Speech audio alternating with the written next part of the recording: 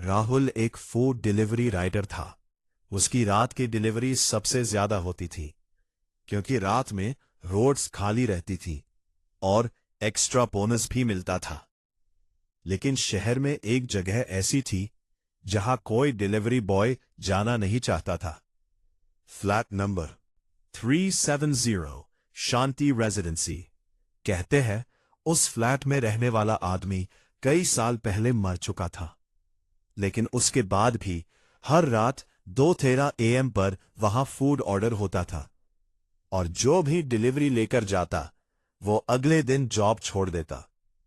कुछ लोग कहते थे उन्होंने उस फ्लैट के अंदर किसी को देखा ही नहीं।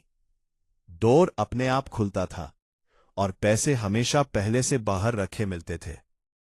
राहुल इन बातों पर विश्वास नहीं करता था।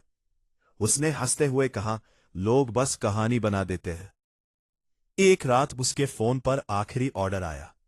Pickup chicken biryani, delivery address Shanti residency, flat 307, time 2:07 AM। Rahul थोड़ा रुका, फिर बोला, चलो देखते हैं। बारिश शुरू हो चुकी थी। पूरा रास्ता सुनसान था। जब वो शांति रेजिडेंसी पहुंचा तो उसकी बाइक अपने आप बंद हो गई। क्या यार! उसने कई बार स्टार्ट करने की कोशिश की, लेकिन इंजन डेड था। पूरी बिल्डिंग अंधेरे में डूबी हुई थी। सिर्फ तीसरी मंजिल पर एक लाइट जल रही थी। फ्लैट 352। राहुल धीरे धीरे स्टेयर्स चढ़ने लगा। जैसे जैसे वो ऊपर जा रहा था उसे अजीब ठंड महसूस होने लगी। तीसरी मंजिल पर पहुंचते ही पूरा हॉलवे सुनसान था, लेकिन फ्लैट 352 का डोर आधा खुला हुआ था। अंदर से हल्की रोशनी आ रही थी और किसी के धीरे धीरे चम्मच चलाने की आवाज। छन्न छन्न। राहुल ने कांपते हुए कहा, डिलीवरी। अचानक आवाज बंद हो गई। पूरा फ्लैट साइलेंट। फिर अंदर से एक बूढ़ी आवाज आई, अंदर आ जाओ। राहुल के कदम वहीं रुक गए। उसका गला सूख गया। फ्लैट के अंदर अजीब सी बदबू थी, जैसे कई दिनों पुराना सड़ा हुआ खाना।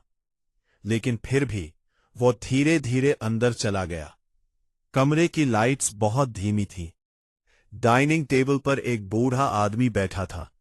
सफेद कुर्ता, झुका हुआ सिर और उसके सामने खाली प्लेट्स रखी थी।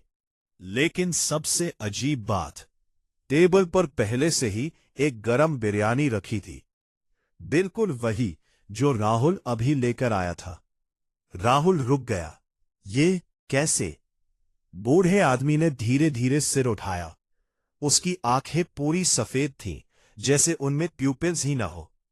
राहुल डर कर पीछे हट गया, लेकिन बूढ़ा सिर्फ मुस्कुराया। तुम लेट हो गए। उसकी आवाज भारी और टूटी हुई थी, जैसे गले में पानी भरा हो।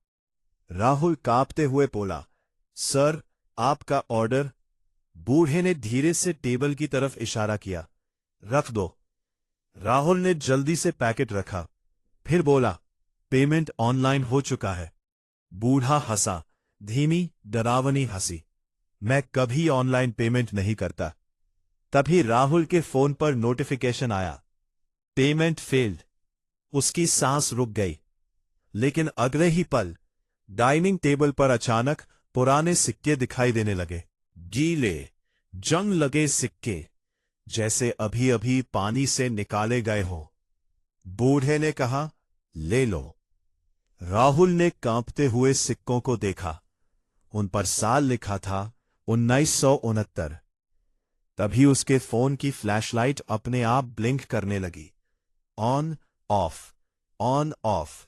और हर बार अंधेरा होने पर उसे लग रहा था कि कमरे में कोई और भी खड़ा है। उसने धीरे धीरे आसपास देखा। दीवारों पर पुरानी फैमिली फोटोज लगी थी, लेकिन हर फोटो में चेहरों को काले रंग से मिटा दिया गया था। तभी किचन से किसी चीज के घसीटने की आवाज आई। चररर चररर। राहुल फ्रीज हो गया। घर में और कौन है? बूढ़ा आदमी चुप रहा, फिर धीरे से बोला, मेरे बच्चे। तभी किचन के अंधेरे से छोटे छोटे कदमों की आवाज आने लगी। थप थप थप। और धीरे धीरे 3 बच्चे बाहर आए।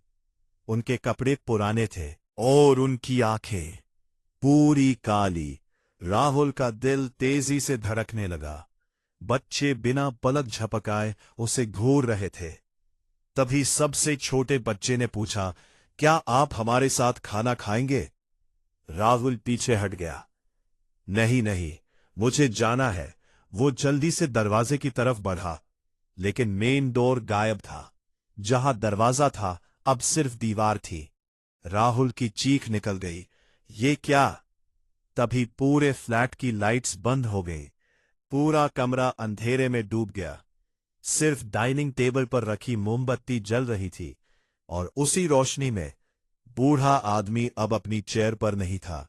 वो राहुल के बिल्कुल पीछे खड़ा था। उसकी ठंडी सांस राहुल की गर्दन से टकराई। हमारे घर में आने वाले वापस नहीं जाते।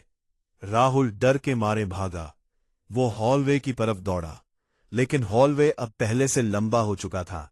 लाइट्स बार बार ब्लिंक कर रही थी, और हर दरवाजे के बाहर उसे वही बूढ़ा आदमी खड़ा दिखाई दे रहा था। 307, 308, 309। हर फ्लैट के बाहर वही चेहरा, वही सफेद आंखें, वही मुस्कान। राहुल हिस्टेरिकल होकर स्टेयर्स की तरफ भागा, लेकिन नीचे जाने वाली सीढ़ियां खत्म ही नहीं हो रही थी। वो लगातार दौड़ता रहा। फिर अचानक वो वापस तीसरी मंजिल पर पहुंच गया। फ्लैट 307 के सामने डोर अब पूरा खुला हुआ था। अंदर डाइनिंग टेबल पर वही फैमिली बैठी थी, लेकिन इस बार टेबल पर खाना नहीं था। टेबल पर इंसानों के हाथ रखे थे, खून से भरे कटे हुए हाथ। बच्चे उन्हें खाते हुए राहुल को घूर रहे थे। तभी बूढ़ा आदमी मुस्कुराया, अब डिनर पूरा होगा। राहुल चीखते हुए पीछे हट गया, लेकिन तभी उसके फोन पर नया ऑर्डर नोटिफिकेशन आया। New delivery assigned, pickup human meat shop, delivery flat 307, customer name Rahul, permanent resident.